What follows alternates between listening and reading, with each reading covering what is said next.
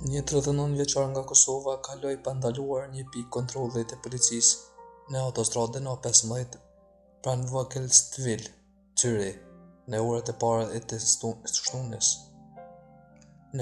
para të së shtunës. Sipas mediave zvistrane, ai u ndalua dhe u arrestua pak më vonë. Policia e Zyriut kreu kontrolle rreth 220 automjete, si dhe shoferët dhe pasagerët e tyre. Një shofer u përpoq t'i shmangej kontrollit. Shoferi ishte 39 vjeçar kosovar, injoroi sinjalin e policisë për të ndaluar dhe iku me shpejtësi nëpërmjet daljes.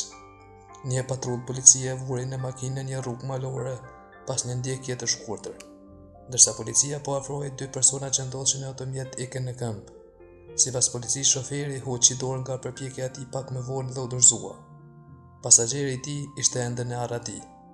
Shoferi është dorëzuar zyrës së prokurorit publik me dyshimin për shkelje të ligjit për të huajt dhe integrimin.